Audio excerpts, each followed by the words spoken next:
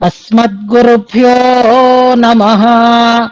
శ్రీరంగసింహగిరిదేశికపాద సేవా ప్రాప్తాఖిల ద్రవిడ వేద రహస్య జాతం శ్రీగౌతమాన్వయజమాశ్రిత భాగధేయం గోపాలదేశికమహం శరణం ప్రపద్యే. వాధూలాన్వయ సంజాతమప్పలార్య తనూభవం గోపాలాచార్య సచ్ఛాత్రం వందే వెంకటదేశికం. శ్రీవాత్స్య వరదాచార్య పౌత్రం తత్పద సంశ్రయం తాతార్యతనయం వందే రఘునాథాహ్వయం గురుం. కాశ్యపాన్వయ సంజాతం నారాయణ పదాశ్రితం శ్రీమన్నారాయణం వందే యతీశ్వర శ్రియాజుషం. సద్గ్రంథాధ్యయన సంగోష్ఠిని ఈనాటి వ్యాసంగానికి సాదరంగా ఆహ్వానిస్తూ కలిసి ప్రార్థనా శ్లోకాలను అనుసంధానం చేసుకుందాం. ప్రణామం లక్ష్మణముని ప్రతిగృహ్ణాతు మామకం ప్రసాదయతి యత్సూక్తి స్వాధీనపతికాం శృతిం అనుకల్పభూతమురజిత్ పదం సతాం అజహత్ త్రివర్గమపవర్గ వైభవం చలచిత్తవృత్తి వినివర్తన ఔషధం శరణం యతీంద్రచరణం వృణీమహే. శ్రీవత్సచిహ్నమిశ్రేభ్యో నమ ఉక్తిమధీమహే యదుక్తయస్త్రైకంఠే యాంతి మంగళసూత్రతాం. శ్రీయామునార్యపద పంకజ సక్తచిత్తే శ్రీమత్పరాంకుశ గురూత్తమలబ్ధ విద్యే. శ్రీలక్ష్మణే మునివరేర్పిత సర్వభావం శ్రీవత్సచిహ్న గురుమన్వహమాశ్రయామి. జయతు జయతు దేవః కేశవః క్లేశహారీ జయతు జయతు నాథో భాష్యకారో యతీనాం. జయతు జయతు నిత్యం కూరనాథో మహాత్మా జయతు జయతు భవ్యా భారతీ తస్య దివ్యా. శ్రీమల్లక్ష్మణయోగినో నియమనం మూర్ధ్నా దధత్సాదరం శ్రీవత్సాంక గురుత్తమో గుణనిధిర్దేవాధిరాజస్తవం. దివ్యం యం విరచయ్య దృష్టిమతులాం లేభే సయేషస్తవో. జిహ్వాగ్రే మమ దోషగంధ విధురో నిత్యం సముజృంభతాం.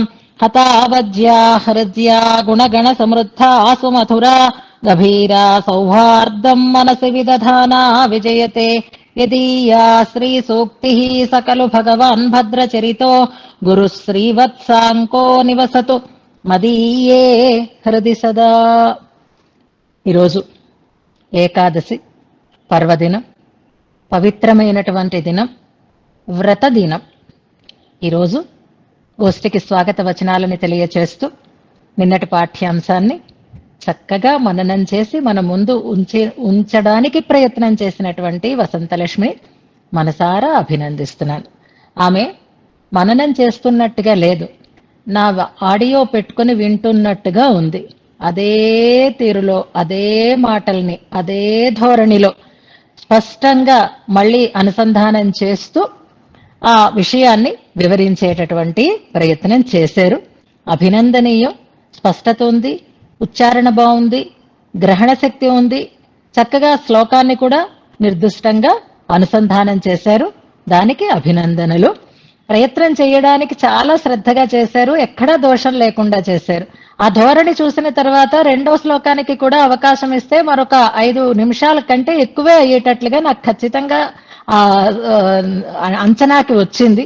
అందుకని ఆపవలసి వచ్చింది తప్ప ఆమె చెప్పిన దాంట్లో ఏ రకమైనటువంటి లోటు ఉండి కాదు.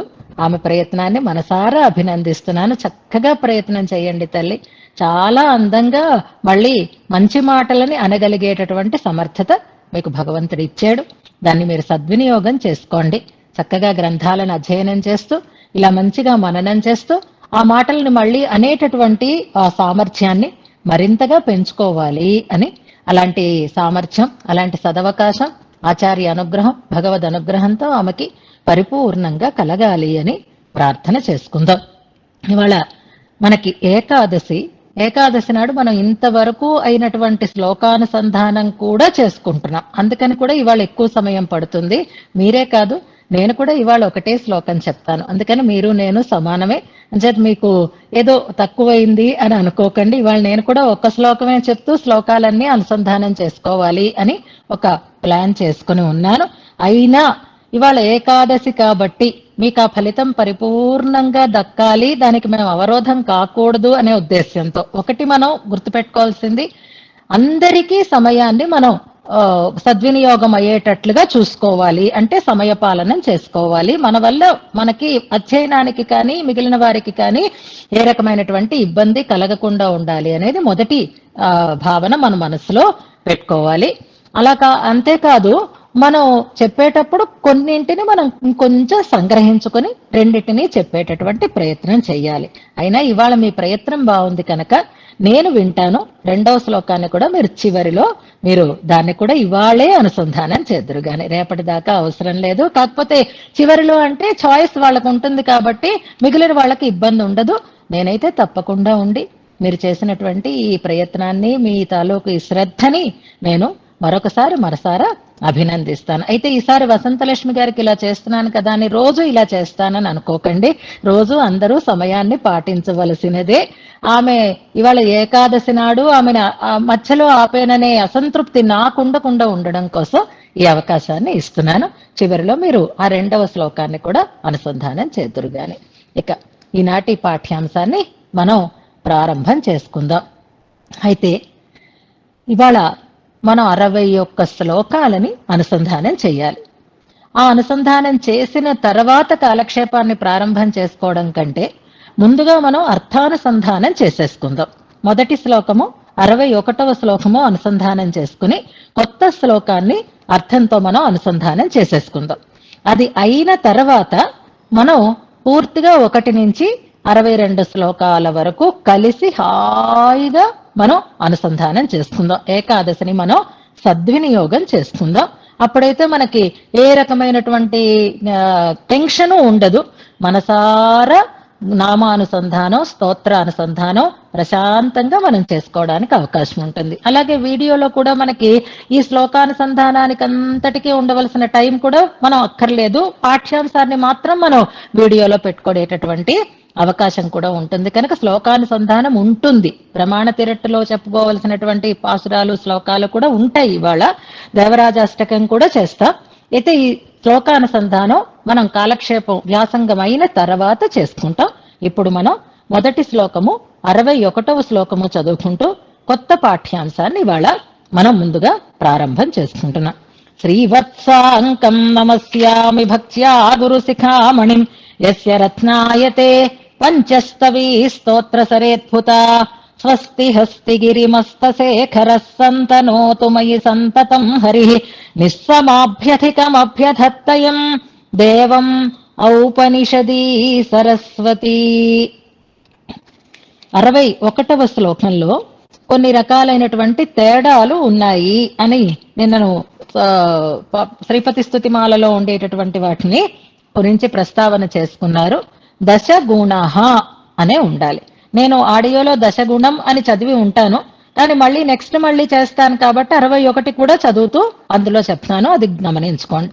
అంభసాం అని ఉంది అన్నారు. అంభసాం అని ఉన్నా పర్వాలేదు, కానీ అంభసహ అనే ఉంది అన్ని గ్రంథాలలోనూ కూడా.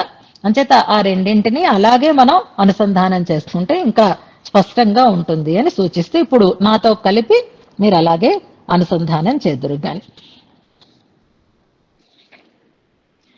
శంభోరంభోరుహముఖ సఖాసన్ సహాంకస్య శాంకః కుర్వన్ సేవాం వరద వికలో వృత్తహీనః సువక్రః త్వత్పాదాబ్జే ప్రియమఖ నఖచ్ఛద్మనాశ్రిత్య నిత్యం సద్వృత్తో భూత్స చ దశగుణః పుష్కలో నిష్కళంకః. ఇంతవరకు మనం అర్థంతో అనుసంధానం చేసుకున్నాం. స్వామి యొక్క పరిపూర్ణమైన దివ్య మంగళ విగ్రహ దర్శనాన్ని మనం చేసుకున్నాం. నిన్నటి శ్లోకంలో 3 సంబోధనలు ఉన్నాయి అని అనుకున్నాం. నిన్నటి శ్లోకం ద్వారా కూరత్తాళ్వాన్ ఒక నీతిని మనకి ఉపదేశిస్తున్నారు అని అనుకున్నాం. పని జరగడం కోసం మనం ఎవరు పడితే వారిని పట్టకూడదు. మహనీయులని పాదాలు పట్టినా చాలు. అలా కాకుండా మనం ఇతరుల వారిని శిరస్సుని అధిరోహించినా దానివల్ల మనకి కలిగేటటువంటి శ్రేయస్సు అల్పంగానే ఉంటుంది. దానికి చంద్రుని యొక్క స్థితిని మనకి చూపిస్తున్నారు. ఈశ్వరుని శిరస్సుని అధివసించి ఉండేటటువంటి చంద్రుడు కళామాత్రంగానే ఉన్నాడు, వృత్తహీనంగానే ఉన్నాడు, వక్రుడు అయి ఉన్నాడు అంటూ మనకి వికలంగా ఉన్నాడు అని 4 లోట్లని అక్కడ చెప్పారు. తర్వాత స్వామి యొక్క పాదాలని నఖఛద్మనా ఆశ్రిత్య, ఈ శ్రీమన్నారాయణుడు వరదరాజు యొక్క పాదాలని ఆశ్రయించిన వాడు సద్వృత్తుడు అయినాడు, అంటే పరిపూర్తిని పొందాడు, వక్రతని పోగొట్టుకున్నాడు, కౌటిల్యం లేకుండా ఉన్నాడు, మంచి జ్ఞాన వికాసాన్ని పొంది 10 తన సంపదని పెంచుకున్నాడు, ఆయన దశగుణుడు అయినాడు, సహాంకుడు నిష్కళంకుడు అయినాడు అని చమత్కారంగా చెప్తూ ఆ నఖములని చంద్రుని యొక్క వైభవానికి తగిన రీతిలో వర్ణిస్తూ, ఆ పైన మనకి కనిపించేటటువంటి చంద్రుని కంటే ఈయనకుండే ఈ నఖ చంద్రులకి ఉండేటటువంటి విలక్షణత్వాన్ని చెప్తూ మంచి నీతిని ఉపదేశించారు అని అనుకుంటున్నాం. ఇది ప్రధానంగా ఎవరు పడితే వారే మనకి వరాలని ఇచ్చేటటువంటి దేవతలు అనే భావనతో మనం పరుగులు పెట్టకుండా ఉండాలి అనేటటువంటి ఒక అంశాన్ని ఈనాటి కాలంలో మనుషులు తమ బలహీనమైనటువంటి మనస్సుతో అలాంటి పెడత్రోవలు పడుతున్నారు కనుక అది ఉండకూడదు అనే దాన్ని దీని ద్వారా మనం తెలుసుకున్నాం. నిన్నటి శ్లోకంలో 3 సంబోధనలు తో ఆ శ్లోకాన్ని కూర్చటానికి ఒక అభిప్రాయం కూరత్నాళ్వాన్ మనస్సులో ఉంది. ఎవరిని పట్టాలండి మనం అని అన్నప్పుడు ఆ 3 లక్షణాలు ఉన్న వారిని పట్టచ్చు. ఆ 3 లక్షణాలు వరదరాజులో స్పష్టంగా కనిపిస్తున్నాయి.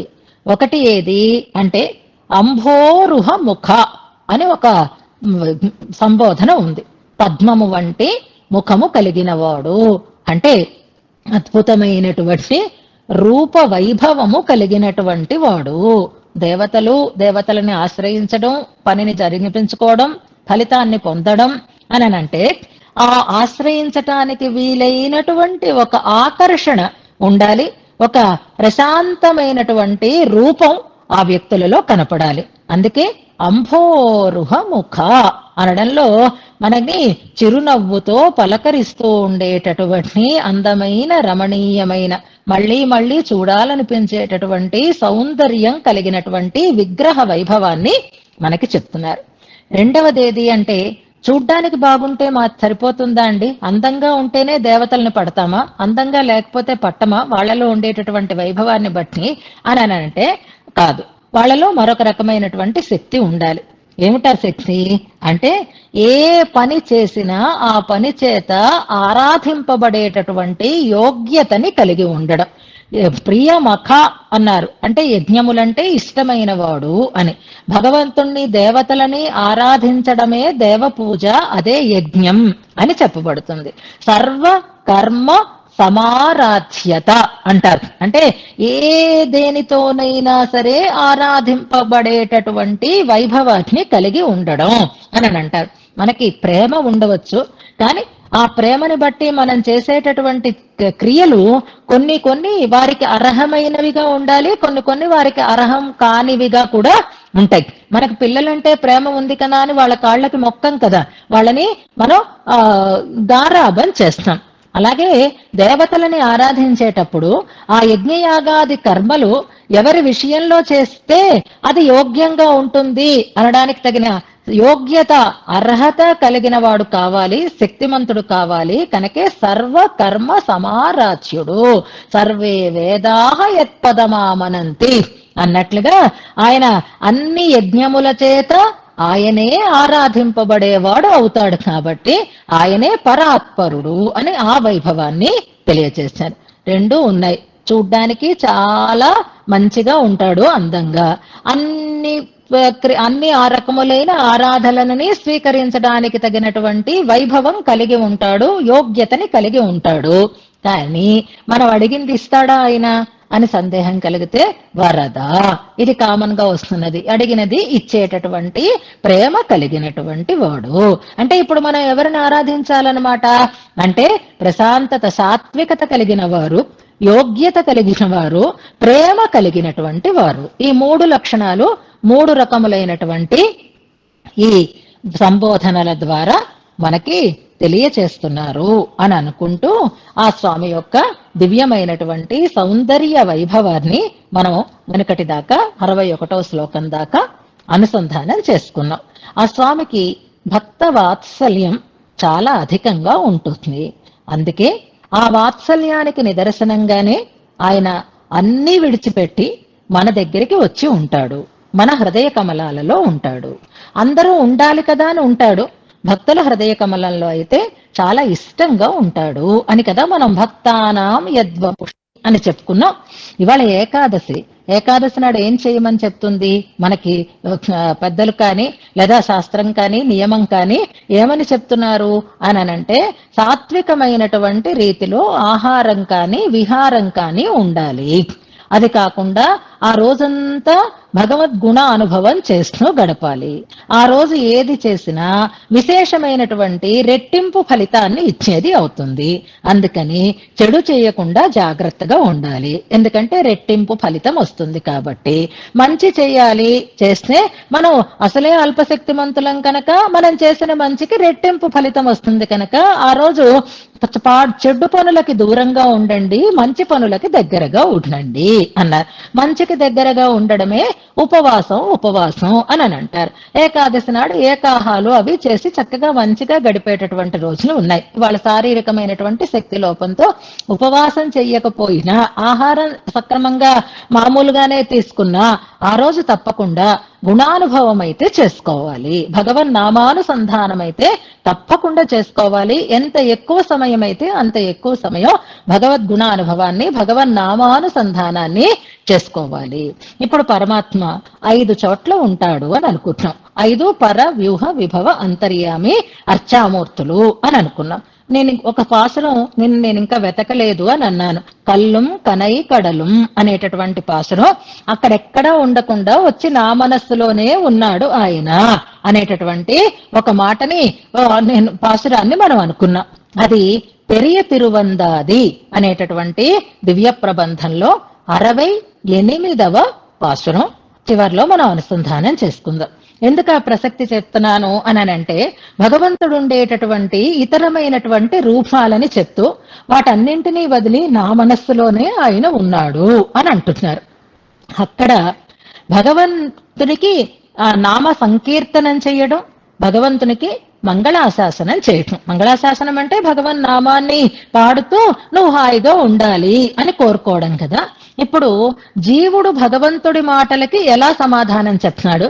భగవంతుడు జీవుని మాటలకి, ఇక్కడ జీవుడు అనుకుంటే భక్తులు అనే పదాన్ని పెట్టుకుందాం, భక్తులతో ఆయన ఎలా చెప్తాడు అంటే, ఆయన మాట వినడు, ఈయన మాట వినడు. చమత్కారంగా ఉంటాయి ఆళ్వార్ల భావాలు, గుర్తుపెట్టుకోండి. పరమాత్మ చెప్పినట్టు మనం వినాలా అక్కర్లేదా? వినాలి కదా. ఆయన ఏం చెప్తే అలా మనం చెయ్యాలి కదా, అలా నడుచుకోవాలి కదా. అలా పెద్దవాళ్ళు చేస్తే కదా మనం కూడా చేస్తాము. కానీ పెద్దవాళ్లే భగవంతుడి మాటని వినడం లేదు. ఎంచేత అంటే నాకొద్దు, నాకు ఇదే కావాలి అని అంటున్నారు వాళ్ళు. భగవంతుడు వచ్చాడు, నరుడా ఏమి నీ కోరిక అని పాతాళ భైరవి సినిమాలో లాగా పరమాత్మ ఆ భక్తుల యొక్క భక్తికి మెచ్చి, స్వామి మీకేం కావాలి అని అడిగాడు. అడిగితే ఏం కావాలి మనకి చెప్పండి, మనలాంటి వాళ్లే కదా, ఈ లోకంలో ఉన్న వాళ్లే కదా ఆళ్వారాచార్యులందరూ కూడా. ఏం కోరుకుంటారు అంటే రెండే ఉన్నాయి, మనకి కోరుకోవలసినవి రెండే ఉన్నాయి.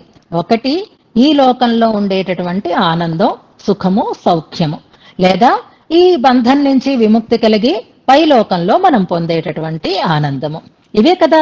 అంటే ఇస్తే మాకు పరమపదాన్ని ఇవ్వు అని అడుగుతాము, లేదంటే మేము ఇక్కడ హాయిగా సంసారంలో పిల్లలతో పాపలతో సంపదతో హాయిగా ఉండాలి అని కోరుకుంటాం. అంటే మనకున్న ఆప్షన్స్ ఎన్నమాట? భోగము, మోక్షము, 2 ఆప్షన్స్ అంతే కదా. భగవంతుడు ఏది అడిగినా ఇస్తాడు, అందులో సందేహం లేదు. ఆయన పట్ల ప్రీతి ఉంటే మనం ఇది అడిగామని ఆయన అనుకోడు. భోగం కావాలి అన్నా ఇస్తాడు, ఆయన ఏమీ అనుకోకుండా ఇస్తాడు. పరమపదం కావాలంటే ఆయన చేతిలోనే ఉంది, ఆయనే మోక్షప్రదుడు, అందుకని అది కూడా ఇస్తాడు. కానీ ఆళ్వార్ల లాంటి మహానుభావులు ఏం కోరుకుంటారు అని అంటే, నాకు భోగం అడిగినా ఇస్తావు. వాళ్ళ ఆ పరిమాణతో కాదు, మనస్సుతో చెప్తున్నారు. ముందు మనస్సుని ప్రిపేర్ చేస్తున్నారనమాట. భగవంతుడు ఒకవేళ వచ్చి మనం ఏదడిగినా అది ఇస్తాను అని అన్నాడే అనుకో, ఆయనకి ఏమీ అరుదు కాదు, ఇవ్వలేని వాడు కాదు. వైకుంఠము ఇస్తాడు, లేదా సాంసారికమైన సౌఖ్యాన్ని ఆయన ఇస్తాడు. కానీ ఓ మనస్సా, పొరపాటున నువ్వు ఈ 2 ఆప్షన్స్ లోనూ ఏదో ఒక దానికి బటన్ నొక్కకు సుమా అంటున్నారు. ఎంచేత అంటే బటన్ నొక్కేవు అంటే అయిపోతుంది, నీ డబ్బులు వెళ్ళిపోతాయి. రియాలిటీ షోస్ లో చాలా చూస్తున్నాం కదా, ఆన్సర్ తప్పైందంటే మనకి వచ్చిన సంపాదించుకున్నదంతా పోతూ ఉంటుంది కదా. అందుకని నువ్వు నొక్కాల్సిన బటన్ ఏంటో నేను చెప్తాను అంటారు. ఏమిటది అంటే, నాకు ఆ భోగమోక్షాలు కాదయ్యా స్వామి, నీ నామానుసంధానం చేసి నీకు మంగళాశాసనం చేసేటట్లుగా చేశాను అంతే. నేను పరమపదంలో ఉన్నానా, నేను సంసారంలో ఉన్నానా నాకు అవసరం లేదు. కానీ నాకు ఏది కావాలి అంటే, నిరంతరం నీ సంకీర్తనం చేస్తూ నీకు మంగళాశాసనం చెయ్యగలగడమే కోరదగినది అని ఇంతకు ముందు 67వ పాశనంలో ఆళ్వార్లు చక్కగా మనస్సుకి బోధ చేస్తున్నట్లుగా చెప్తారు. అంచేత మనం కూడా ఏం కోరుకోవాలి పరమాత్మని అంటే, ఇదిగో ఇలా హాయిగా నీ నామాన్ని తలుచుకొని నీకు మంచి కోరేటటువంటి స్థితి మాకు ఉంటే చాలు అని కోరుకోవాలి. ఇది మన ఆప్షన్ అవుతుంది. ఇప్పుడు ఇలా ఎవరైనా అడిగారనుకోండి, అడిగేసరికల్లా స్వామి మనస్సు పొంగిపోతుంది. అబ్బా, ఈ ఆప్షన్ ఎవ్వరూ ఎంచుకోలేదు ఇంతవరకు, ఆ పై 2 ఆప్షన్స్ లో అటు ఇటు అవుతున్నాయి, సరే అవే ఇచ్చుకుంటూ వస్తున్నాను, మీరు ఇలా అడిగారు కదా అని పరమాత్మకి చాలా సంతోషం కలిగిందిట. ఆయన వెళ్ళటం లేదు అక్కడి నుంచి. స్వామి ఇంకా వెళ్ళడం లేదు, ట్రైన్ టైం అవటం లేదా, ఫ్లైట్ టైం అవటం లేదా, నువ్వు ఉండే చోట్లు నువ్వు వెళ్ళవయ్యా అన్నారు. అంటే ఆయన కూడా నువ్వు నేను చెప్పిన మాట విన్నావా అంటే, నేను చెప్పిన మాట వినను అన్నాడు పరమాత్మ. ఎంచేత అంటే, ఇలా మంగళాశాసనం చెయ్యడమే తమ ధ్యేయంగా కోరుకునేటటువంటి భక్తుల విషయంలో పరమాత్మ కూడా అంటాడట, స్వామి పరమపదానిక అంటే నో అంటాడట, పాలకడలిక అంటే నో అంటాడట ఆయన. అంటే ఏదో దివ్య దేశాలకు ఎక్కడికైనా వెళతావా అంటే నో అంటాడట. మరి కొత్తగా ఏదైనా అవతారం ఎత్తాలనుకుంటున్నావా అంటే లేదు, బోల్డ్ అయ్యే ఇప్పటికీ అంటాడట. మరైతే ఎక్కడుంటావు అంటే నీ దగ్గరే అంటాడట ఆయన. అది కల్లుం కనై కడలం అని. మనం ఆయనకి ఆశ్చర్యాన్ని కలిగించేటట్లుగా మాకు భోగము వద్దు, మోక్షము వద్దు, నీ నామ సంకీర్తనం కావాలి, నీకు మంగళాశాసనం చెయ్యాలి అని కోరుకుంటే, పరమాత్మ కూడా నాకు వైకుంఠము వద్దు, పాలకడలి వద్దు, విభవము వద్దు, అర్చా వద్దు, నీ మనస్సే కావాలి అని అక్కడే ఉండిపోయేవాడు అవుతాడట పరమాత్మ. అదే చెప్తారు కల్లు కనైకడలు అని వైగుందనాడు. తర్వాత చివరిలో చదువుదురుకున్నా 2 పాశురాలు చదువుకుందాం. ఇవాళ ఏకాదశి కదా, హాయిగా చదువుకుందో. నేనేదో కథలు చెప్తున్నాను అనుకోకండి. ఆ పాశురాలలో ఉండేటటువంటి అందమైన భావనలు అంత అద్భుతంగా ఉంటాయి. కనుక కల్లు అంటే రాయి అని అర్థం. అంటే అర్చామూర్తిగా వెలసినటువంటి ప్రదేశాలు, వెంకటాద్రిని ప్రధానంగా చెప్తారు. కడల్ అంటే పాలకడలి, వైగుందమానాడు పరమపదం అనేటటువంటిది ఇది. ఇక విభవం ప్రశ్నే అక్కర్లేదు, అవన్నీ వదిలేసి పుల్లెన్నొషిందనగల్, ఇంకా నా దగ్గరే ఉండిపోతున్నాడు, నన్ను వదిలి వెళ్ళటం లేదు ఆయన అని ఆనందపడతారు నమ్మాళ్వార్లు ఆ పాసనంలో. అందుకే మనం కూడా రోజు చెయ్యాలి, ఎప్పుడూ చేయాలి. అలా ఎప్పుడూ చేయలేకపోయినా కనీసం ఏకాదశి నాడైనా చేసుకోవాలి. మనసారా స్వామి నామ సంకీర్తనమే నాకు కోరదగినది అని చేస్తుంటే ఆ స్వామి నిరంతరంగా మన హృదయాలలోనే నిలిచి ఉండేవాడు అవుతాడు అని ఆ భావనని మనం తలుచుకుంటూ ఇవాళ వరదరాజస్తవంలో 61 శ్లోకాలని కూడా చివరిలో మనసారా అనుసంధానం చేసుకుందాం. ఇప్పుడు మనం ఇవాళ కొత్త పాఠాన్ని ప్రారంభం చేస్తుందాం. ఏకాదశి కాబట్టి తప్పకుండా దీని ఫలితం చాలా అద్భుతంగా మనకి దక్కుతుంది. ఇవాళ వచ్చిన శ్లోకం కూడా అంతే. భగవద్ అనుగ్రహం ఉంటే, ఆచార్య అనుగ్రహం ఉంటే అలాగే ఉంటుంది. కలిసొచ్చే రోజులకి నడిచొచ్చే కొడుకు పుడతాడు అని ఒక సామెత ఉంటుంది చూసారా. అలాగా మనకి మంచి రోజుకి అంత మంచి, ఇదేది మంచి కానిదంటూ ఇందులో ఏమీ లేదు. కానీ ఏకాదశి ఎలాగైతే అన్ని రోజుల కంటే విలక్షణమైనదో, అలాగే ఒక అద్భుతమైనటువంటి మన దోషాలనన్నింటినీ పోగొట్టి మనకి శ్రేయస్సుని కలిగించేటటువంటి ఒక అంశం ఇవాళ శ్లోకంలో మనకి ప్రస్తావనకి వస్తోంది. స్వామి పాద వైభవాన్ని వర్ణించాలి. గమనించండి, ప్రతి అవయవాన్ని చక్కగా వర్ణిస్తూ వస్తున్నారు. పిక్కల దాకా వచ్చారు, తర్వాత నఖాలకి వెళ్ళిపోయారు. ఆ పాదాలని గురించి ఇందాక వసంతలక్ష్మి గారు చెప్పారు, నేను చెప్పిన అంశాలని. అది నఖాలని వర్ణిస్తున్నా అంగుళులు పాదాలు కూడా వర్ణింపబడినట్టే అని మనం చెప్పుకున్నాం కదా. కానీ పాదాల గురించి ప్రత్యేకంగా ఏ రకమైనటువంటి ప్రస్తావన చేసినట్లుగా మనకి అనిపించదు. అయిపోయింది అని అనుకున్నాను దివ్యమంగళ విగ్రహ వర్ణన. మరి ఎందుకు పాదాల గురించి ప్రత్యేకంగా వర్ణించలేదు? అవే కదా మనం చేరవలసినటువంటి చోటు. ఆ పాద వైభవాన్ని ఎన్నో రకాలుగా చెప్పచ్చు కదా, ఎందుకు చెప్పలేదు అంటే అది చెప్పడానికి తగిన వైభవం కలిగినది కాదు, అంటే చెప్పలేనంత గొప్పతనం కలిగినది అనే దాన్ని మనకి ఇందులో వ్యక్తం చేస్తున్నారు. అంతేకాదు, ఈ శ్లోకం ఇక్కడ ప్రాసంగికంగా వచ్చినటువంటి శ్లోకం అని అంటారు. ప్రాసంగికంగా రావడము అని అంటే మనకి ఏదో ఒక విషయాన్ని చెప్పిన అక్కడ ఆ సందర్భాన్ని బట్టి మరొక విషయాన్ని ప్రస్తావన చెయ్యటం. స్వామి యొక్క చేతులని గురించి వర్ణించినటువంటి సన్నివేశం ఆ శ్లోకాలు మనం గుర్తుపెట్టుకుందాం. అలా గుర్తుపెట్టుకున్నప్పుడు అంబోధే స్వయమభిమంధనం చకర్ధ అని ఒక శ్లోకం ఉంటుంది చూడండి.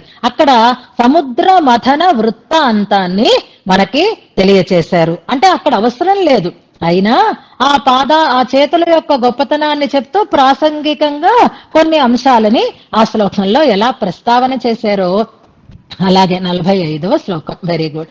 అలాగే ఇక్కడ పాద వైభవాన్ని గురించి చెప్పేటప్పుడు గంగావతరణం అనేటటువంటి ఒక అంశాన్ని ఇందులో ప్రస్తావన చేస్తున్నారు. గంగా అన్నది ఈ భూలోకంలోకి ఎలా వచ్చింది అనే అంశాన్ని గురించి మనకి రామాయణంలో చాలా బాలకాండలోనే చాలా విస్తృతంగా వాల్మీకి భగవానులు వర్ణించారు. విశ్వామిత్రుడు రామచంద్రునికి ఆ వివరాలని తెలియచేస్తున్నట్లుగా ఉంటుంది అక్కడ సన్నివేశం. రామాయణంలో బాలకాండలో 38వ సర్గ నుంచి 44వ సర్గ వరకు ఆ వృత్తాంత వైభవం మనకి చక్కగా వర్ణింపబడి ఉంది. ఇలా అది ప్రాసంగికంగా ఇక్కడ ఈ శ్లోకంలో విస్తారంగా చెప్తున్నారు. ఇలా చెప్పడానికి మరొక కారణం కూడా ఉంది. ఇంతవరకు పాదాల అందాన్ని వర్ణించారు, సౌందర్యాన్ని వర్ణించారు. ఇప్పుడు పాదాల యొక్క మహత్వాన్ని వర్ణిస్తున్నారు, మాహాత్మ్యాన్ని వర్ణిస్తున్నారు అని మనం ఇందులో అనుకోవాలి. ఇది వేరే విషయం కాదు, ఇది ఆ పాదాలకు ఉండేటటువంటి గొప్పతనం, మాహాత్మ్యం ఇందులో వర్ణింపబడుతోంది అని కూడా మనకి సమన్వయం చేస్తారు. ఇది స్వామి పాదోద్భవం అయినటువంటి గంగ యొక్క వైభవం చాలా విస్తృతంగా చెప్తూ వస్తున్నారు. ఎందుకు అంటే మనకు అర్థం కాకుండా ఉంటుందేమో అని. ఇది నీ పాదాన్నించి పుట్టినటువంటి ఆ గంగ వైభవమే మేం పూర్తిగా చెప్పలేకపోతూ ఉంటే స్వామి, నీ పాదాల వైభవాన్ని ఇంకేం చెప్తాం కనుక అని ఆ పాద వైభవము యొక్క అతిశయం మనకి స్ఫురించేటట్లుగా ఈ ప్రస్తావన చేస్తున్నారు. ముందుగా శ్లోకాన్ని అనుసంధానం చేస్తాను, వినండి. ఇవాల్టి నుంచి కొత్త వృత్తం ప్రారంభం అవుతుంది అని మనం అనుకున్నాం. నిన్నటి శ్లోకం వరకు మందాక్రాంత వృత్తంలో చెప్పారు. అయితే ఈ దశకం మరొక విలక్షణమైనటువంటి వైభవం కలిగిన దశకం. ఒక్కొక్క 10 శ్లోకాలు లేదా 11 శ్లోకాలు ఒక్కొక్క వృత్తంలో చెప్తూ వస్తున్నటువంటి కూరతాళ్వాన్ ఈ దశకాన్ని అంటే నరసింహతను రగౌణి అనేటటువంటి ఒక శ్లోకం వరకు ఉన్న శ్లోకాలు అన్నమాట. ఎన్నో మీరు లెక్క పెట్టుకోండి. ఈ నరసింహతను రగౌణి అనేటటువంటి శ్లోకం వరకు ఈ శ్లోకాలు ఒకే వృత్తంలో సాగేటటువంటి శ్లోకాలు కావు. ఒక్కొక్కటి ఒక్కొక్క వృత్తంలో చెప్తూ వస్తారు. ఎంత వెరైటీ అంటే వాళ్ళ చేతిలో ఉంది ఆ భాష. అందుకని అందంగా ఇప్పుడు చెప్తూ ఒక్కొక్క వృత్తంలో చెప్తూ వచ్చారు. 10 అయింది అని ఎవరైనా బజర్ నొక్కుతారా? ఎవరైనా ఆయన అలర్ట్ చేస్తారా? లేక ఎక్కడ ఇంట్లో కూర్చొని రాసుకుంటున్నారా? స్టడీ రూమ్ లో ఉంటున్నారా? రాయాలని రాస్తున్నారా వరదరాజస్వాము? కాదు కదా. భగవద్ అనుభవంలో ఆచార్య నియమనాన్ని పురస్కరించుకుని వరదరాజస్తవాన్ని వరదరాజుని దర్శిస్తూ అందిస్తున్నటువంటి కూరతాళ్వానికి ఇన్ని రకాలైనటువంటి వైవిధ్యం భాషలో ఏర్పడింది అంటే అది వారికి ఉండేటువంటి పాండిత్యం. తెలియకుండానే వెళుతోంది. అంటే వారి దృష్టిలో ఒక్కొక్క అంశం ఒక్కొక్క దశకంలో చెప్పబడుతూ వస్తుంది. కానీ అప్పుడు అదే ధోరణిలో సాగుతున్నప్పుడు ఓ శ్లోకం ఎక్స్ట్రాగా కూడా అయిపోతుంది. అందుకే 11 శ్లోకాలు ఒక్కొక్క వృత్తంలో సాగిపోతూ ఉన్నాయి. మళ్ళీ అలర్ట్ అవుతున్నారు, మళ్ళీ వృత్తాన్ని మారుస్తున్నారు, విషయాన్ని మారుస్తూ వస్తున్నారు. ఇప్పుడు ఇలా వచ్చేసరికి రోజు ఒక్కలాగే ఉంటే బోర్ కొడుతుంది, కొంచెం వెరైటీ ఉండాలి అని మనం ఎలాగైతే అనుకుంటామో అలాగే కూరత్తాళ్వాన్ కూడా ఈ దశకాన్ని ఎలా కూరుస్తున్నారట అంటే ఒక్కొక్కటి ఒక్కొక్క వృత్తంలో. అంటే దీన్ని వృత్త కదంబం అంటారు. ఒకే వృత్తంలో సాగదు. ఈ దశకంలో అన్ని రకాలైనటువంటి వృత్తాలు వస్తున్నాయి. కదంబ ప్రసాదం మీకు తెలుసు కాబట్టి, చాలా మందికి ఇష్టం కూడా కాబట్టి, ఇది కూడా వృత్త కదంబంలా ఉంటుంది ఈ దశకం అని అనుకుందాం. ఈ శ్లోకం నుంచి నరసింహతను రగౌని అని ఉన్నంత వరకు ఉండేటటువంటి శ్లోకాలలో ఒక్కొక్క శ్లోకం ఒక్కొక్క వృత్తంలో సాగుతూ వస్తుంది. మళ్ళీ తర్వాత నుంచి మరొక వృత్తాన్ని వారు తీసుకుంటారు. అలా ఇది శ్రద్ధర అనేటటువంటి వృత్తంలో చెప్తున్నారు ఈ శ్లోకాన్ని విందాం. త్వత్పాదాబ్జే ప్రజాత సురసరిదభవత్ ప్రాక్ చతుర్థ తతస్తాస్వేకాం ధత్తే ధ్రువః సా త్రిభువనమపునాథ్ త్రీన్ పథో భావయంతి తత్రైకా ఖం వ్రజంతి శివయతి తు శివం సా పునః సప్తదాభూత్ తాస్వేకా గాం పునానా వరద సగరజ స్వర్గ సర్గం చకార. శ్లోకాన్ని అర్థం చేసుకోవడానికి ముందుగా మనం ఏ ఫలితాన్ని ఇవాళ పొందుతాము అంటే, రామాయణంలో ఈ గంగావతరణాన్ని చెప్పిన తర్వాత ఏ ఫలితం వస్తుందో వాల్మీకి ఫలశ్రుతి కూడా అక్కడ చెప్పారు. మిగిలిన వాటికి ఫలశ్రుతులు ఎక్కడా ఉండవు. కానీ ఈ గంగావతరణ విశేషాలను చెప్పిన తర్వాత ఆ సర్గలో 44వ సర్గ బాలకాండలో చివరి 4 శ్లోకాలలో దీనివల్ల కలిగేటటువంటి ఫలితం ఏదో చెప్తారు. ఆ ఫలితం ఇవాళ మనందరికీ కూడా తప్పకుండా కలుగుతుంది అని అనుకుందాం. అంతకంటే గంగావతరణం అనేది ప్రయోజనం దేనికి అంటే, సగరపుత్రులని మళ్ళీ బ్రతికించటం కోసం కనుక, అలాగే మనలో ఉండేటటువంటి చెడు అంతా తొలగి మన జీవనం సార్థకమయ్యేటట్లుగా పరిణమిస్తుంది అని ముందుగా మనం భావన చేసుకుంటూ ఇప్పుడు ఈ శ్లోకాన్ని తెలుసుకునేటటువంటి ప్రయత్నం చేద్దాం. ఇందులో క్రియాపదాలు చాలానే ఉన్నాయి. ఆ క్రియాపదాలని ముందుగా గుర్తిద్దాం. సంబోధన పదం వరద 4వ శ్లోకంలో 4వ పాదంలో ఉంది చూడండి. వరద అనేటటువంటి ఒక పదాన్ని మనం సంబోధన పదంగా పెట్టుకుందాం. ఇప్పుడు క్రియాపదాలని ముందుగా చెప్తాను, నోట్ చేసుకోండి. మొదటి పాదంలో క్రియాపదం చూడండి. అభవత్ అనేది క్రియాపదం. సరిద్ అభవత్ అని ఉంది చూస్తున్నారా. సరిత్ అభవత్ అని 2 పదాలన్నమాట. అభవత్ అనేది క్రియ. అభవత్ అంటే అయ్యను అని అర్థం అన్నమాట. అయినది అని అర్థంలో అభవత్ అనేది ఒక క్రియాపదం. మళ్ళీ రెండవ పాదానికి రండి. అందులో ధత్తే అనేది కూడా ఒక క్రియాపదం. ధత్తే అంటే ధరించెను అని అర్థం. ఇది ఒక క్రియాపదం. అదే రెండవ పాదంలో మరొక క్రియాపదం ఉంది చూడండి. అపునత్ అపునాత్ అనంది. త్రిభువనం అపునాత్ అనంది చూసారా. త్రిభువనం అపునాత్ అని విడదీసుకోవాలి. అపునాత్ అనేది కూడా ఒక క్రియాపదం. అపునాత్ అంటే పవిత్రము చేసెను అని అర్థం. పునాతి అంటే పవిత్రము చేస్తుంది. అపునాత్ అన్నది మనకి భూతకాలిక క్రియ. అపునాత్ అంటే పవిత్రము చేసెను అని అర్థం. అభవత్, అపునాత్ ఇవి 2 ఒకేలాంటి క్రియలు. ధత్తే అనేది ధరిస్తున్నాడు అనేటటువంటి క్రియ. ఇక 3వ పాదంలోకి తీసుకురండి. అందులో అభూత్ అని మళ్ళీ చివరిలో ఒక క్రియాపదం ఉందండి. సప్తధా అభూత్ అని ఉంది చూసారా. అభూత్ అనేది కూడా ఒక క్రియ. అభూత్ అంటే కూడా అయ్యను అని అర్థం. అక్కడ కాలాలలో తేడాలుంటాయి, కానీ మొత్తం మీద మనం అర్థం చెప్పుకుంటే అభూత్ అంటే అయ్యను అనే అర్థం.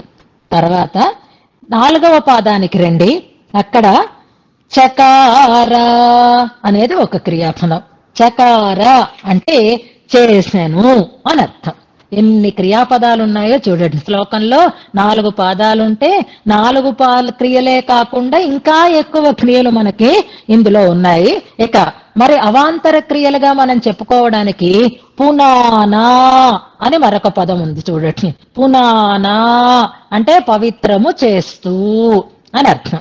అలాగే మరొక క్రియాపదం ఉంది అవాంతర క్రియగా, వ్రజంతి అనేటటువంటి క్రియాపదం. వ్రజంతి వెళుతూ అని అర్థం అన్నమాట. అంటే అలా ప్రవహిస్తూ అని, నది కాబట్టి మనం ప్రవహిస్తూ అనే అర్థంలో తీసుకోవాలి.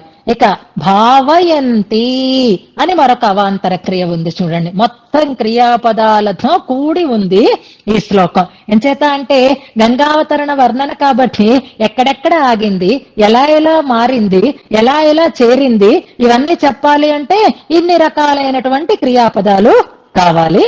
అందుకని అభావత్ మొదటి పాదంలో ఉండేటటువంటి క్రియ. 2వ పాదంలో ధత్తే అపునాత్ అనేటటువంటి 2 పరపూర్ణమైనటువంటి క్రియలు. 3వ పాదంలో అభూత్ అనేది క్రియ. 4వ పాదంలో చకార అనేది పూర్ణమైనటువంటి క్రియ. వ్రజంతి, పునానా, భావయంతి ఇవన్నీ అవాంతర క్రియలు అని అనుకుందాం. ఇప్పుడు శ్లోకాన్ని చక్కగా మొదటి పాదం నుంచే మనం సమన్వయం చేస్తుందాం. చివరి క్రియకి అన్వయం చెయ్యాలి అనేటటువంటి నియమం అక్కర్లేకుండా ఒక్కొక్క వాక్యాన్ని మనం ఇందులో సమన్వయం చేసుకుంటూ వెళదాం. ముందు ఇక్కడ అంశం ఏమిటి? స్వామి పాదోద్భవ అయినటువంటి గంగ యొక్క వైభవాన్ని చెప్తున్నారు. అంటే పాద వైభవాన్ని ఆ రకంగా చెప్తున్నారు. పాదం నుంచి పుట్టిన గంగకే ఇంత గొప్పతనం ఉంటే ఇంకా ఆ పాదానికి ఎంత మహత్వం ఉంటుందో కదా అని మనం అర్థం చేసుకోవాలి. ఇప్పుడు గంగ ఎక్కడ పుట్టింది, ఎలా పుట్టింది, ఎక్కడెక్కడ ప్రవహించింది అని మనకే కాదు రామచంద్రస్వామికే ఒక ఉత్సుకత కలిగింది ఆ గంగా అవతరణాన్ని గురించి తెలుసుకోవడం కోసం. ప్రధానంగా రామచంద్రస్వామికి కలిగినటువంటి ఆ ఉత్సుకత దేని విషయంలో అంటే అది త్రిపథగా అని అంటారు కదా, 3 పదములలో ప్రవహించేది అని అంటారు కదా. ఆ ఎందుకు త్రిపథగా అయింది అని ఒక సందేహం. అంతేకాదు ఆకాశంలో ప్రవహించేటటువంటి ఆ గంగానది ప్రవాహం భూలోకంలోకి ఎలా వచ్చింది, ఇలా ఆయన ఒక్క ప్రశ్న అడిగితే ఎన్నో రకాలైనటువంటి సమాధానాలని ఇస్తాడు. పూర్తిగా ఆ చరిత్రని చెప్తాడు విశ్వామిత్ర మహర్షి. అందుకే తెలుసుకునేటటువంటి వాళ్ళకి ఉత్సుకత ఉండాలి, చెప్పేటటువంటి వాళ్ళకి విషయ పరిజ్ఞానం ఉండాలి. ఆ విషయ పరిజ్ఞానం పరిపూర్ణంగా కలిగిన వాడు విశ్వామిత్రుడు కనుక ఆ బాలకాండలో ఎన్నో ఎన్నో ఎన్నో అంశాలని ప్రస్తావన చేస్తూ వస్తాడు. ఇప్పుడు ఆ బాలకాండలో మనకి వాల్మీకంలో ఆ గంగా నది హిమవత్ పర్వత పుత్రికగా చెప్పబడుతుంది. అది అక్కడ ఉండేటటువంటి ప్రకరణం. మనం ఇప్పుడు అక్కడ కాకుండా హిమవత్ పర్వత పుత్రిక కాదని కాదు, రకరకాలైనటువంటి స్థితులని పొందింది. హిమవత్ పర్వత పుత్రికగా ప్రారంభించి అది ఆకాశగంగగా ఎలా మారింది, మళ్ళీ భూలోకానికి ఎలా వచ్చింది అనే అంశాన్ని విశ్వామిత్ర మహర్షి అక్కడ మనకి వర్ణన చేస్తాడు. కానీ ఇక్కడ అంతకంటే పరమ ప్రమాణంగా కలిగినటువంటి విష్ణు పురాణంలో ఉండేటటువంటి ప్రమాణాన్ని మనకి చూపిస్తూ విష్ణు పాదోద్భవ గంగా అనే దాన్ని మనకి స్పష్టం చేస్తున్నారు. స్వామి యొక్క పాదం నుంచి ప్రవహించినటువంటి జలమే గంగా అనేటటువంటి రూపాన్ని సంతరించుకుంది అంటారు. ఆ విష్ణు పాదము నుంచి ప్రవహించినటువంటి జలం అంటే దానికి ఒక సందర్భాన్ని చెప్తారు. అది ఆయన త్రివిక్రముడై లోకాలని కొలవడం అనేటటువంటి ఒక సన్నివేశం. వామనుడై వచ్చి ప్రార్థించి త్రివిక్రముడై లోకాలని కొలిస్తే పై లోకాల కోసం చాపినటువంటి ఆ కాలు సత్యలోకం దాకా వెళితే బ్రహ్మగారు దాన్ని కడిగేరు. ఇది మనకి బ్రహ్మ కడిగిన పాదము. మన రఘునాథాచార్య స్వామి వారు అది కూడా కోట్ చేశారు. బ్రహ్మ కడిగిన పాదము అనే దాన్ని గుర్తుపెట్టుకోండి అని స్పష్టంగా చెప్పారు. అయితే అక్కడి నుంచే ప్రారంభం అవలేదు అని అనుకోవడానికి మూలంగా ఈ అంశాన్ని ప్రస్తావన మనకి చేస్తారు. ఇప్పుడు ఆ స్వామి ఈ శ్లోకంలో చూడండి, పాదాబ్జే ప్రజాత, నీ పాదాభ్యము నుండి ప్రజాత పుట్టిన అని అర్థం. పాదాబ్జమునందు అంటున్నారు, కానీ పాదాబ్జము నుండి అని మనం అర్థం చెప్పుకోవాలి. పాదాబ్జే ప్రజాత, నీ పాదాభ్యము నుండి పుట్టినటువంటి, అంటే అక్కడి నుంచి ప్రభవించినటువంటి ఏది అంటే సురసరిత్. దానికి ఉండేటటువంటి ప్రఖ్యాతి సురసరిత్. సరిత్ అనే పదం ఇంతకు ముందు మనకు ఒక శ్లోకంలో వచ్చింది. సరిత్ అంటే నది అని అనుకున్నాం మనం. ఇక్కడ సురసరిత్ అంటే దేవనది అని గంగా నదికి ప్రఖ్యాతి. సురసరిత్ అనేటటువంటి ప్రఖ్యాతి దానికి ఉంది. ఆ సురసరిత్ 55వ శ్లోకం అని చెప్తున్నారు. సరిత్ నది, ఆపగ ఇలాంటి పదాలన్నీ నదికి పర్యాయవాచకాలుగా మనం చెప్తున్నాం. ఇక్కడ సురసరిత్. శ్లోకం ఏమీ కష్టం లేదు, జాగ్రత్తగా గమనించండి. త్వత్పాదాబ్జే ప్రజాత సురసరిత్, దేవనది అయినటువంటి గంగా నది అభవత్ అయినది. ఎలా అయింది అంటే చతుర్థ అభవత్, 4 రకాలుగా అయినది అంటున్నారు. అంటే 4 విశేషాలని సంతరించుకుంది, 4 పేర్లతో లోకంలో కిందకి ప్రవహించటం అనేది ప్రారంభం చేసింది. అంటే ఈ సురసరిత్ అనేటటువంటి ప్రసిద్ధి కలిగినటువంటి ఈ గంగా నది మొట్టమొదట ఎన్ని రూపాలని సంతరించుకుంది అంటే చతుర్థ అభవత్. ఈ ప్రాక్ అనే పదం ఉంది చూసారా, ప్రాక్ అంటే ముందు అని అర్థం. మనకి తిరుప్పావైలో అమ్మవారు అన్రు ఇవ్వులగమళందాయ్ అని ఒక పాశురాన్ని చెప్తారు. అన్రు అంటే అప్పుడు, ఆ పాత సమయాన్ని గుర్తు చేసుకుంటారు. అక్కడ చెప్పినది త్రివిక్రమావతారాన్నే చెప్తారు అమ్మ. అన్రు ఈ ఉలగమళందాయ్ అని తిరుప్పావై ప్రయోగం ఎలా ఉందో అలాగే ప్రాక్ త్వత్పాదాబ్జే ప్రజాత అని ఆనాటి విషయాన్ని చెప్తూ ప్రాక్ అనే దాన్ని త్వత్పాదాబ్జే అన్న దానికి ముందు మనం పెట్టుకోవచ్చు. లేదా ఇక్కడ ప్రాక్ ముందుగా చతుర్థ అభవత్ అని అంటారు. ముందుగా అది 4 రకాలుగా అయినది అని అంటారు. 4 రకాలుగా 4 ప్రకారాలుగా ఆ సంతరించుకున్న రూపాన్ని సంతరించుకున్నటువంటి ఆ 4 పాయలకి అంటే 4 ప్రవాహాలకి 4 పేర్లున్నాయి. అవి మనకి మీకు తత్కాను ముందు శ్లోకం అయిపోనివ్వండి. మొదట ఎన్ని రకాలుగా మారింది? ప్రాక్ చతుర్థ అభవత్, 4 రకాలుగా అయినది. తతః అలా 4 రకాలుగా ప్రవహించినటువంటి ఆ పాయలలో, ఆ ప్రవాహాలలో తాసు వాటి యందు ఏకాం ఒక్కదారిని ధ్రువ ధత్తే ధ్రువుడు ధత్తే ధరిస్తున్నాడు. ఇక్కడ గమనించండి, ఆ శివుని జటాజూటంలో గంగ ధరింపబడిందనేది రామాయణం ద్వారా మనం స్పష్టంగా తెలుసుకుంటున్నాం. కానీ ఇక్కడ చెప్పబడుతున్నది విష్ణు పురాణంలో ఉండేటటువంటి ఒక విశిష్టమైనటువంటి అంశాన్ని మనకి ఇక్కడ చెప్తున్నారు. అలా 4 రకాలుగా 4 ప్రవాహాలుగా అయితే అందులో ఒక్కదాన్ని ధ్రువ ధత్తే, ధ్రువుడు ఉండేదెక్కడ? ధ్రువమండలం ఉండేదెక్కడ? నక్షత్ర మండలానికి పైన కదా. ఆ ఉత్తమైనటువంటి అంతరిక్షంలో ఉండేటటువంటి ధ్రువుడు దానిని తన శిరస్సున ధత్తే ధరిస్తున్నాడు.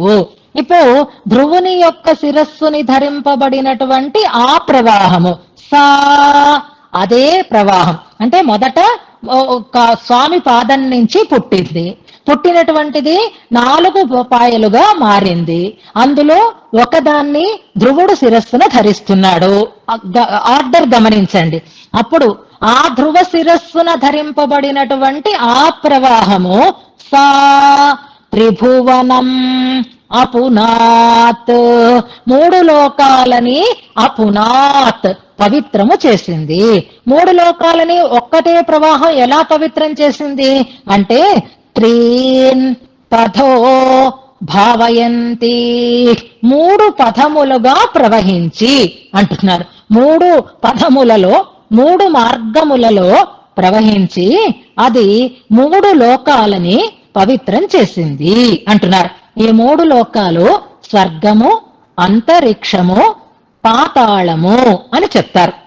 రఘునాథాచార్య స్వామి వారి వ్యాఖ్యానంలో స్వర్గము, భూమి, పాతాళము అనుంది. కానీ సంస్కృత వ్యాఖ్యానంలో, అనంగరాచార్య స్వామి వారి వ్యాఖ్యానంలో అంతరిక్షము అని పదే పదే చెప్పబడి ఉంది. శ్లోకాలలో కూడా అలాగే మనకి కనిపిస్తోంది. తర్వాత భూమండలంలోకి వచ్చింది అనే దాన్ని మనం చెప్పుకుంటాం. అంటే మొదట పాదం నుంచి ఉద్భవించినప్పుడు 4, అందులో 1 ధ్రువుడు ధరించాడు. ఆ ధ్రువుడి చేత ధరింపబడినటువంటి ఆ సురనది మళ్ళీ 3 రకాలైనటువంటి మార్గాలని అనుసరించింది. అది త్రిపథగా అయింది అని అంటున్నారు.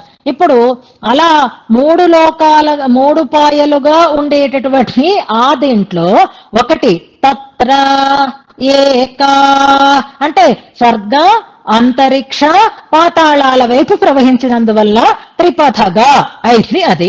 ఇప్పుడు తత్రైకా ఆ 3 ఖం భ్రజంతి అంతరిక్షం వైపు ప్రవహిస్తూ ఉండేటటువంటి ఆ పాయ ఏదైతే ఉందో అది శివం శివయతి, శివం శివుని శివయతి మంగళకరునిగా చేస్తోంది అని అర్థం. అంటే ఆ 1 పాయే అంతరిక్షంలో ఉన్నదే శివుని జటాజూటంలో పడి శివయతి. ఇక్కడ జటాజూటం ఇవన్నీ ఈ కథ కాకుండా ఆయనకు ఉండేటటువంటి ఒక దుర్భరమైనటువంటి కళంకాన్ని పోగొట్టింది.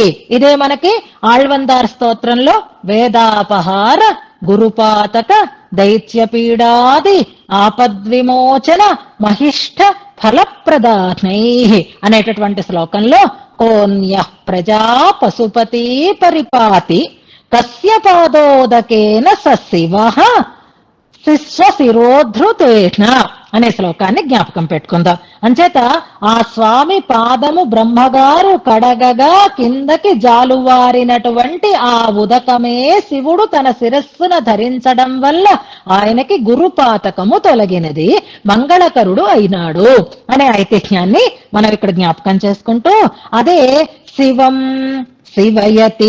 శివయతి అనేది కూడా క్రియాపదమే. ఇందాక నేను చెప్పడం మర్చిపోయాను.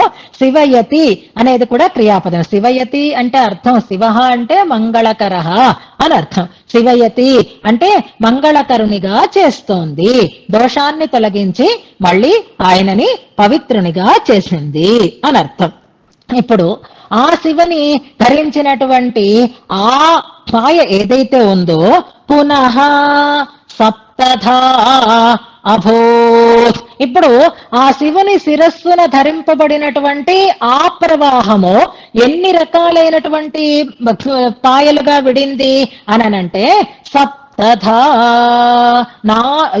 7 రకాలైనటువంటి పాయలుగా అది ప్రవహించింది అని చెప్తున్నారు. 7 నామాలు ఉన్నాయి, చెప్తాను వివరంలో మీకు. సప్తథా అభూత్ 7 రకాలుగా మారింది. తాసు ఏకా అలా 7 రకాలైనటువంటి ప్రవాహాలుగా మార్పు చెందినటువంటి ఆ సురనదిలో 1 మాత్రమే గాం పునానా ఈ భూమిని పునానా పవిత్రం చేస్తూ, అంటే ఆ 7 1 ధార మాత్రమే భూమి మీద ప్రవహించి అలా భూమండలాన్ని పవిత్రం చేస్తూ సగరజ స్వర్గ సర్గం చకార. ఎందుకు వచ్చింది ఈ కిందకి అంటే సగరపుత్రులని మళ్ళీ జీవింప చేయడం కోసం, వాళ్ళకి స్వర్గాన్ని జీవింప చేయడం కాదు, వారికి ఉత్తమ గతిని కలిగించటం కోసం, స్వర్గ ప్రాప్తిని కలిగించటం కోసం అని కదా అంటారు. అలా ఈ భూమండలంలోకి ప్రవహించి వచ్చినటువంటి ఆ పాయే అది సగరపుత్రుల భస్మము మీద ప్రవహించి వాళ్ళకి స్వర్గలోక ప్రాప్తిని కలిగించింది అని చెప్తున్నారు. ఎంత పెద్ద విషయమో చూడండి. అది గంగా నది గురించి అయితే మరి ఆ పాదానికి ఎంత మహాత్మ్యం ఉంటుంది. స్వర్గ సర్గం చకార.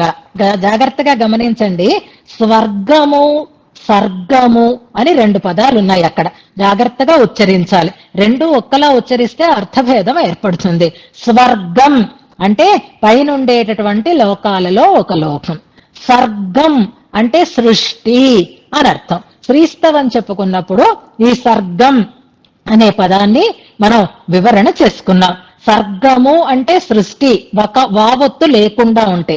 స్వర్గము అంటే పై లోకము, స్వర్గలోకము, ఇంద్రుడు పరిపాలించేటటువంటి లోకము అని. శ్రీస్తుతిలో మనకి మొదటి శ్లోకంలోనే స్వస్తి శ్రీర్దిశతాదశేష జగతాం సర్గ ఉపసర్గ స్థితి అనే చోట సర్గము అనే పదం వచ్చింది.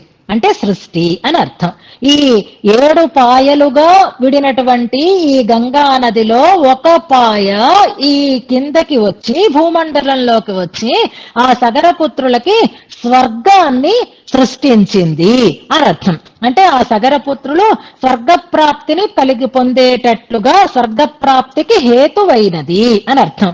స్వర్గం చకార, స్వర్గలోకము యొక్క సృష్టిని చకార అంటే వాళ్ళు దాన్ని పొందేటట్లుగా చేసింది అని అంటున్నారు. ఇందులో మనం కొంచెం సింపుల్ గా దీన్ని భావన చేసుకోవాలి అంటే మొట్టమొదటి సన్నివేశం ఏది మనం అనుకోవాలి అంటే శివుడు శిరస్సున ధరించి పవిత్రుడు అయినాడు అని చెప్పబడేది స్వామి పాదోదకమైనటువంటి తీర్థం, స్వామి పాద ప్రక్షాళనం చేసినటువంటి తీర్థాన్ని. బ్రహ్మగారు కాళ్ళు కడిగాడు, శివుడు దాన్ని ధరించాడు అనే మాటలో ఏ రకమైనటువంటి సందేహము మనకి లేదు కనుక మొట్టమొదట ఆ సన్నివేశాన్ని మనకి స్పష్టం చేసేటటువంటి ఒక ప్రమాణాన్ని మనం తీసుకుందాం.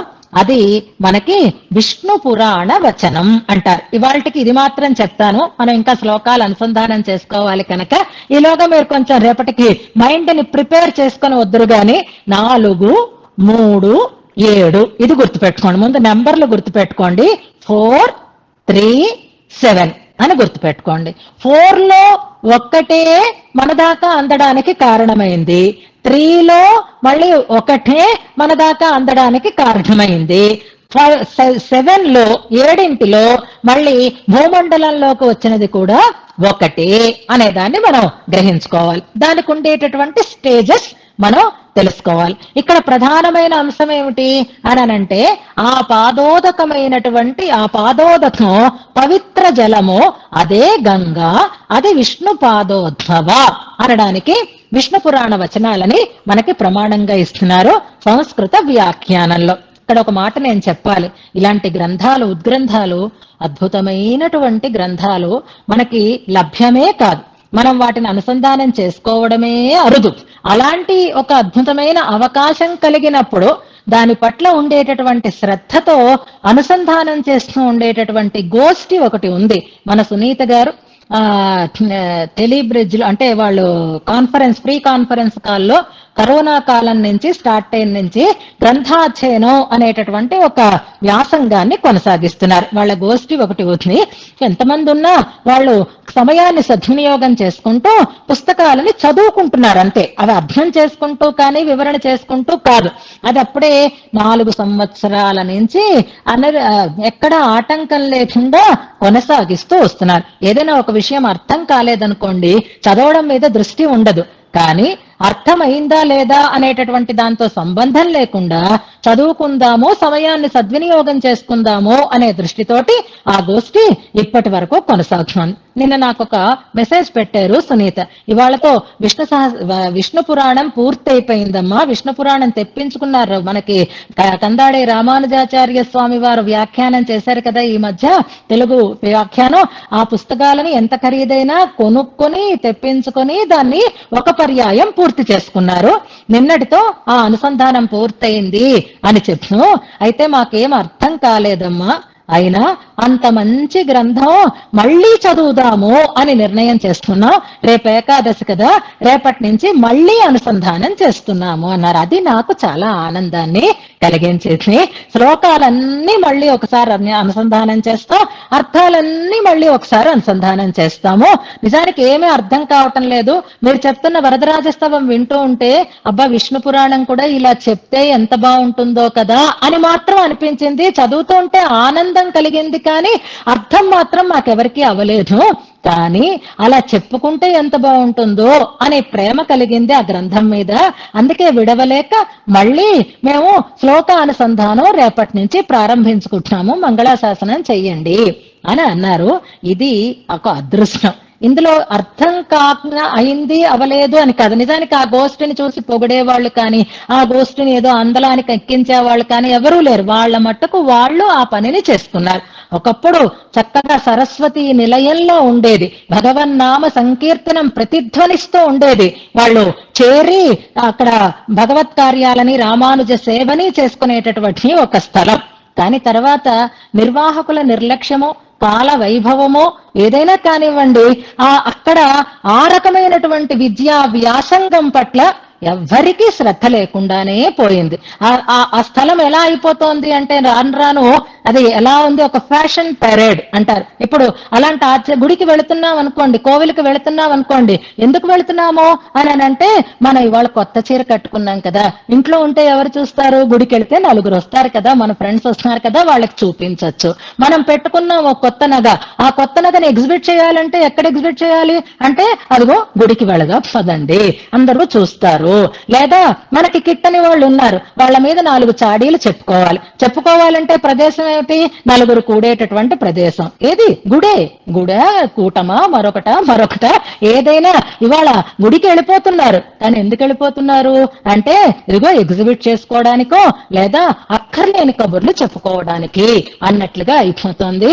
మా నాన్నగారి కాలంలో అది నిరంతరం భగవన్నామ సంకీర్తనతో గ్రంథాధ్యయనంతో పరిఢవిల్లినటువంటి ఒక అద్భుతమైనటువంటి స్థలం. తర్వాత మనకి ఏదైనా సులభంగా దొరుకుతుంటే దాని మీద మనకి విలువ తెలియదు. కాలంలో ఎన్ని మార్పులు వస్తాయో చూడండి.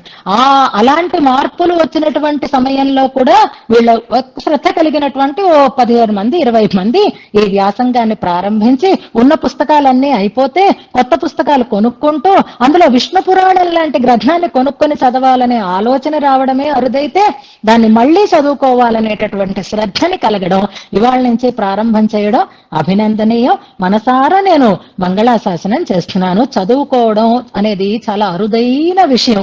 అది చెప్తే విని చదువుకోవడం అనే లాభం లేకపోయినా చదువుకుందామనేటటువంటి శ్రద్ధ ఉండడం చాలా అవసరం. అందుకే విష్ణు పురాణం అంతా నేను చెప్పలేను, కానీ ఇవాళ కరెక్ట్ గా విష్ణు పురాణంలో శ్లోకాలే మనకి ప్రమాణంగా వ్యాఖ్యానంలో ఇచ్చారు కనుక దాన్ని మనం ఒకసారి అనుసంధానం చేద్దాం. ఇది స్వామి యొక్క పాదాంబుజమైనది, పాదాంబుజము నుంచి పుట్టినది అనడానికి వామ పాదాంబుజాంగుష్ట నఖస్రోధం వినిర్గత. స్వామి యొక్క వామపాదము యొక్క అంగుష్టం అంటే బొటకన వేలు, దాని నుంచి వినిర్గవించినటువంటి ధార విష్ణోర్ బిభర్తియాం భక్త్యా శిరస అహర్నిశం ధ్రువ. ధ్రువుడు ఒక పాయని ఆయన ధరించాడు అని కదా ఫస్ట్ శ్లోకంలో మనం చెప్పుకున్నాం. ధ్రువుడు ధరిస్తున్నాడు అని. అలా ఆ స్వామి యొక్క వామపాదపు అంగుష్టం నుంచి జాలువారినటువంటి ఒక ప్రవాహాన్ని ధ్రువుడు తన శిరస్సున ధరిస్తున్నాడు అంటున్నారు. అది 4 భాగాలుగా జారింది అని చెప్తారు కదా. ఆ 4 భాగాలు అని అన్నప్పుడు 4 పేర్లున్నాయి. ఆ 4 ప్రవాహాలకి పేర్లు గుర్తుపెట్టుకోండి. మేరు పృష్ఠే పతిత్వోచ్చై నిష్క్రాంతా శశి మండలాత్ త్రిజగత్ పావనార్థాయ సా ప్రయాతి చతుర్దిశో. స్వామి పాదం నుంచి పుట్టినది. అలా పుట్టినటువంటి ఆ నది ఎలా అంటే 3 లోకాలని పవిత్రం చేయడం కోసం 4 దిక్కులా ప్రవహించింది అని అంటున్నారు. 4 దిక్కులు కనుక 4 పాయలుగా చేరింది అని అంటున్నారు. ఆ 4ంటికి 4 పేర్లు. సీత, అలకనంద, చక్షు, భద్ర. ఈ 4 పేర్లు ఇవాళకి గుర్తుపెట్టుకుందాం. సీతాచ అలకనందాచ చక్షుర్భద్రాచ వైక్రమాత్. 4 పాయలుగా 4 దిక్కులకి 3 లోకాలని పవిత్రం చేయడం కోసం విడివడినటువంటి ఆ పాద జలం సీత అని, అలకనంద అని, చక్షువు అని, భద్ర అని 4 పేర్లతో ప్రవహించింది. శైవయాతి చతుర్భేదాన్ దిగ్భేద కృత లక్షణ భేదంచ అళకనందాఖ్యం యస్య సర్వోపి దక్షిణం. ఆ రకంగా దక్షిణ దిక్కు అంటే మేరువుకి దక్షిణం వైపు పారినటువంటి అలకనంద అనే పేరు కలిగినటువంటి ప్రవాహాన్ని ఆయన శిరస్సున ధరించాడు. ఇప్పుడు శివుని జటాజూటంలో ఉన్నది కూడా అదే, అది ధ్రువుని దగ్గర నుంచి వచ్చినది అని తర్వాత కథలో మనకి చెప్తారు. దధార శిరస ప్రీత్య వర్షాణం అధికం శతం అని విష్ణు పురాణంలో ఉండేటటువంటి ప్రమాణాన్ని మనకక్కడ చూపిస్తారు. ఇప్పుడు మనకి ఎంతవరకు మొదటి పాదంలో మొదటి భాగం వరకు మనకు అర్థమైంది. ఎలాగా? త్వత్పాదాబ్జే, నీ పాదాబ్జము నుండి ప్రజాత పుట్టినటువంటి సురసరిత్ గంగా నది, అంటే ఆ పాద ప్రక్షాళన జల రూపమైనటువంటి సురనది ప్రాక్ చతుర్థ అభవత్, 4 రకాలుగా మారింది. సీత, అళకనంద, చక్షు, భద్ర అనేటటువంటి పేర్లు గుర్తుపెట్టుకుందాం.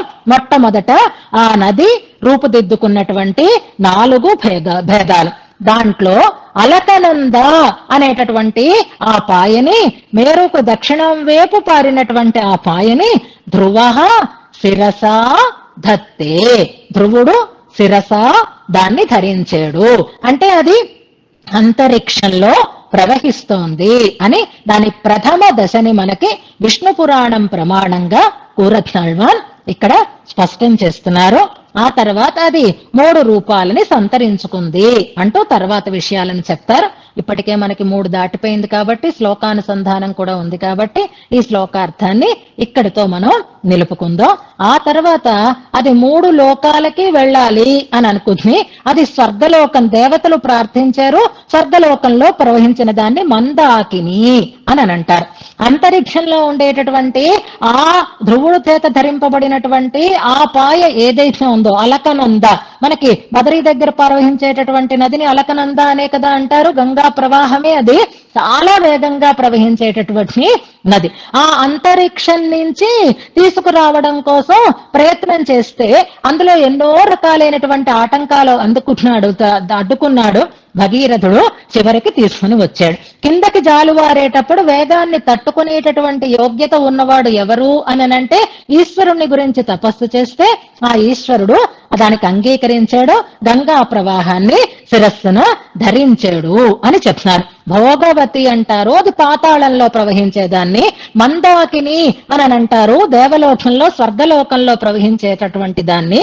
భూలోకంలోకి వచ్చిన దాన్ని హైమవతి అంటారు, లేదా మహానది అని అన్నారు. భగీరథుడు ప్రయత్నం చేసి కిందకి తీసుకొచ్చిన తర్వాత దానికి భాగీరథి అనే పేరు వచ్చింది. శివుని జటాజూటంలో గంగ ఆయన తట్టుకోలేడని వేగాన్ని పెంచితే ఆయన చాకచక్యంతో దాన్ని కట్టి పడేశాడు. అందుకే చాలా ఏళ్ళు ఆ శివుని జటాజూటంలోనే ఉండిపోతే మళ్లీ తపస్సు చేసి మళ్లీ ప్రార్థించి ఆ గంగని విడిచిపెట్టమని అడిగితే అప్పుడు ఆ జటాజూటంలోంచి 7 పాయలుగా ప్రవహించినటువంటి గంగా నదికి 7 నామాలు ఉన్నాయి అంటారు. రామాయణంలో బాలకాండలో ఆ పేర్లు కూడా మనకి చెప్పబడతాయి. ఈ సన్నివేశం మనకి భారతంలో చెప్పబడింది, భాగవతంలో చెప్పబడింది, రామాయణంలో చెప్పబడింది, విష్ణు పురాణంలో చెప్పబడింది, సంహితలలో కూడా చెప్పబడింది అని అన్నిటికీ ప్రమాణాలు మనకి వ్యాఖ్యానంలో చూపిస్తున్నారు. రామాయణ ప్రమాణాన్ని, భారత ప్రమాణాన్ని, భాగవత ప్రమాణాన్ని రేపు మనం విశదంగానే చెప్పుకుంటూ ముందుకి సాగుదాం. అలా కిందకి వచ్చినటువంటి గంగా నది చక్కగా అన్ని 3 లోకాలలోనూ పారుతోంది కాబట్టి త్రిపథగా అని చెప్పబడుతుంది అని విశ్వామిత్ర మహర్షి చెప్పినటువంటి ఆ వృత్తాంతాన్ని ఇందులో మనకి ప్రస్తావన చేస్తున్నారు. అలాంటి ఆ గంగ నీ పాదం నుంచి పుట్టిందయ్యా, ఆ గంగా వైభవమే అంతటిది అయితే నీ పాద వైభవం ఇంకా వేరే చెప్పాలా అని ఆ పాద మాహాత్మ్యాన్ని ఈ రకంగా కూరత్తాళ్వాన్ ఈ శ్లోకంలో ప్రస్తావన చేస్తున్నారు అని అనుకుంటున్నాం. ఇవాళ మనం ఏకాదశి కాబట్టి ఫలశ్రుతి చెప్పేసుకుందాం. అందుకని బాలకాండలో 44వ సర్గలో చివరి 4 శ్లోకాలు ఎవరైనా అనుసంధానం చేయగలిగితే ఇవాళ చక్కగా అనుసంధానం చేసుకుందాం. అదే ప్రమాణ తిరట్టుగా మనం పెట్టుకుందాం. అలాగే పెరియ తిరువందాదిలో 2:67, 68 పాశురాలను అనుసంధానం చేసుకుంటూ స్తోత్రానుసంధానం మనం చేసుకుందాం. ఇవాళ ఉపదేశం కూడా పొందాలి కనుక ఈ శ్లోకాన్ని ఉపదేశాత్మకంగా చెప్తాను. వసంతలక్ష్మి